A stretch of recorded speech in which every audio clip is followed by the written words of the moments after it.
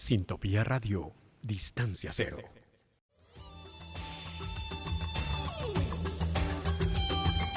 Catarsis. La explosión de tus sentidos.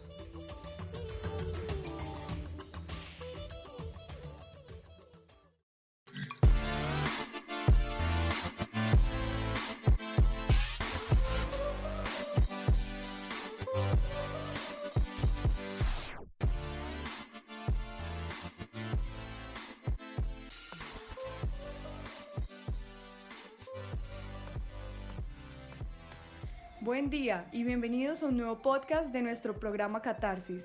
Hoy traemos para ustedes la segunda edición de la serie podcast Recesiones Económicas. Y como lo estaban esperando, esta vez hablaremos sobre esos interrogantes que se plantearon en el programa anterior. Vamos a analizar qué pasaba económicamente en nuestro país antes que llegara la pandemia del COVID-19.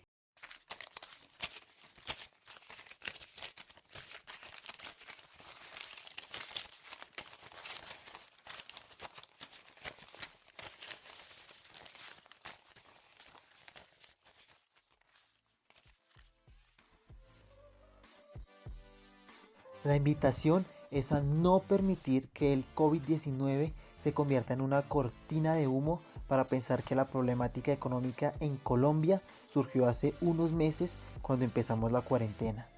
Desde una mirada crítica de la economía del país, pretendemos informar mediante cifras y datos para que usted saque sus propias conclusiones y entender la recesión económica a partir de aspectos transversales como la corrupción, la deuda externa, el desempleo, el trabajo informal, en términos generales, su complejidad. Bueno, como bien decías, es difícil prever cuál va a ser el impacto final de esta crisis. Sin duda va a ser muy grande, pero si nos centramos en el corto y medio plazo, claramente nos vemos enfrentados a una enorme caída de la actividad económica. Capítulo 2. El COVID-19. Una pantalla sobre la economía colombiana.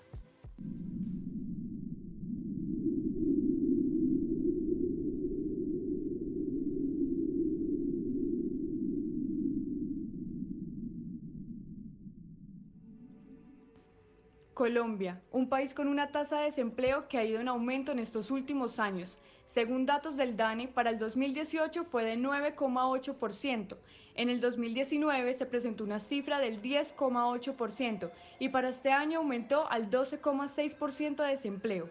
Así que independientemente de esta crisis económica por la pandemia del COVID-19, Colombia ya viene mal de años pasados, porque hay poca oferta laboral, falta inversión en industrias y muchas otras razones.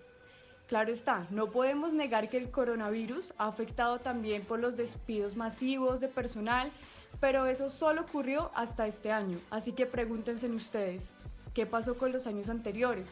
¿Cómo justificaban esta problemática de desempleo? Una realidad no muy alejada es la tasa de informalidad de Colombia, que desafortunadamente no va en disminución, sino por el contrario, va para arriba. Según datos del DANE, en 2018 se reportaron cifras de 46,9% y en 2019 incrementó al 47% la tasa de informalidad. Por esto hay que ser sensibles y tener mucha conciencia frente a la situación por la que están atravesando los comerciantes informales, que son casi la mitad de la población. Todos tenemos derecho a la salud, a la seguridad, pero también a la vida digna, al trabajo, y es muy grave y preocupante que las personas no tengan que comer, así que pedimos mucha solidaridad con los que más lo necesitan. Les prometieron 240.000 pesos y solo les consignaron 80.000. 80.000 pesos que un adulto mayor no puede vivir 15 días. Está a menos de 7.000 pesos el día. Ahora, los de Familias en Acción solo consignaron 150.000 pesos, ¿verdad? Las personas que como nosotros, como la mayoría que está aquí, que paga a diario en un centro, hoteles aquí en el centro, no tienen cómo les hagan una encuesta en el CISBEN. Una carta para el presidente Iván Duque.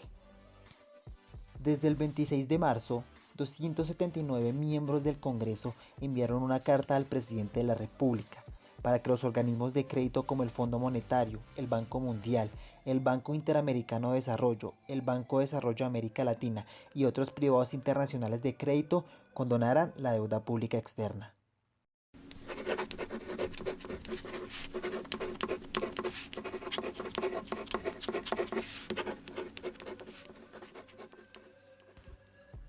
Ante el incremento de las obligaciones de la deuda, la devaluación de la moneda y la crisis económica causada por la pandemia, se propuso liberar para estos efectos el 25% de los recursos del presupuesto nacional, que se utilizaban anualmente para el pago de intereses y capital de la deuda pública externa.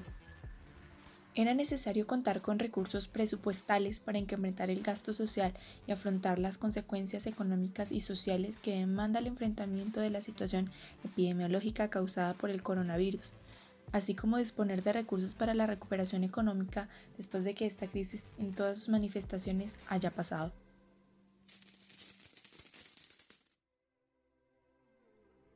Sin embargo, hay que tener en cuenta que la deuda externa colombiana es verdaderamente una pesada carga que representa, incluida la deuda privada, más de 50 puntos porcentuales del Producto Interno Bruto.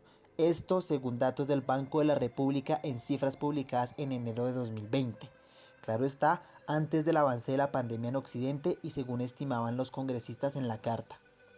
En este punto, un dato alarmante es que con los préstamos solicitados en el contexto de la pandemia, según estimaciones del propio FMI, se llegará a casi un 60% del PIB nacional en deuda externa al finalizar el año 2020. De esta manera, Colombia superará el promedio de endeudamiento externo en América Latina, que alcanza el 43,2% del PIB.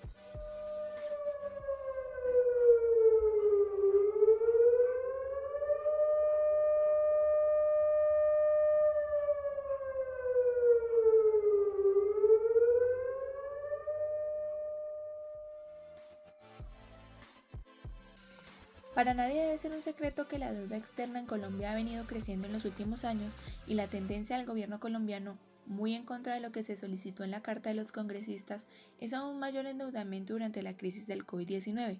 Un claro ejemplo fue el 7 de abril, un día después de que Iván Duque anunció la prolongación del confinamiento nacional hasta el 27 de abril, donde se supo por la prensa que se había hecho la solicitud al FMI de un préstamo por 11.000 millones de dólares. Los pronósticos de las consecuencias económicas de la pandemia y de la crisis mundial que ya se manifiestan para Colombia son preocupantes. Según el Banco Mundial, el Producto Interno Bruto se reducirá un 2% este año, una reducción del Producto Interno Bruto que se dará en un contexto de un país como Colombia, que se ubica según un informe de Oxfam International en el segundo puesto como país más desigual de toda América. Ahora bien, otro problema que no es algo nuevo, sobre el que vale la pena reflexionar, es la corrupción en Colombia, persistente en nuestro país y que atenta contra los derechos de todos.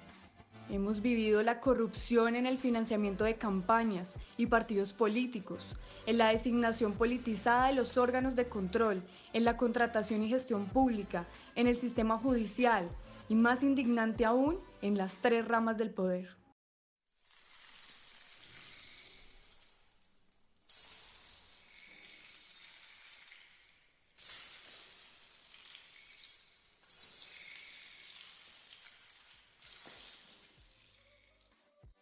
Pero ahora se deben estar preguntando qué podemos hacer nosotros como ciudadanos frente a esto, porque en cierta medida todos somos responsables.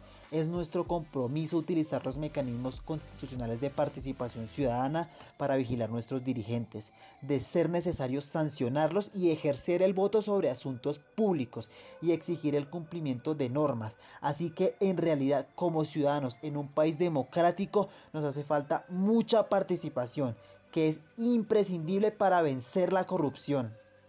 Aunque es importante que se garantice, porque particularmente en Colombia hay déficit frente a la protección de denunciantes, la sanción social y muchos actos corruptos han quedado en la impunidad, que lleva al deterioro de una ética de lo público. Como dicen por ahí, no se quede callado, denuncie. Rechazar infinitamente las prácticas de corrupción y visibilizarlas mediante la libertad de expresión es un granito de arena que todos podemos aportar. Un hecho repudiable en esta crisis económica es que personas estén robando las ayudas que brinda el gobierno. No es justo que frente a un gran esfuerzo económico y social para salvar vidas y proteger a la ciudadanía, algunos aprovechen para dárselas de vivos y no acatar las leyes ni medidas impuestas por el gobierno. Como el presidente Duque afirmó, debe caer todo el peso de la ley con mucha contundencia. Asimismo, expuso ante los medios, solamente caen en la condición de ser bandidos de la peor ralea. Eso solamente es un comportamiento de una rata de alcantarilla. Se trata de responsabilidad social y tomar conciencia porque estas personas en condición de vulnerabilidad se están jugando la vida. Además, es importante no perder la empatía en estos momentos tan difíciles, cuidar a nuestros abuelitos, al cuidarnos nosotros mismos con el lavado de manos y el distanciamiento social también estamos cuidando a los demás y saber que en casa no estamos solos. Si hay problemas intrafamiliares o violencia de género, acudir a las líneas gratuitas 122 o 155.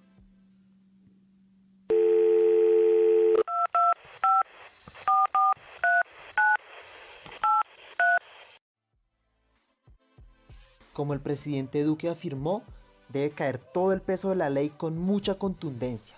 Asimismo expuso ante los medios, solamente caen en la condición de ser bandidos de la peor ralea. Eso solamente es un comportamiento de una rata de alcantarilla. Si esta información fue valiosa para ustedes, no se pierdan el próximo miércoles el tercer capítulo de esta serie podcast Recesiones Económicas. Nuestro tema principal será la proyección de la economía. ¿Qué le espera al mundo entero en términos económicos? Son preguntas que muchos se deben estar haciendo, así que averígüelo aquí, en Catarsis, la explosión de tus sentidos. Este fue un podcast de Nicolás Peña, Mariana Céspedes y quien les habla, Paula Márquez. Sintopía Radio, Distancia Cero.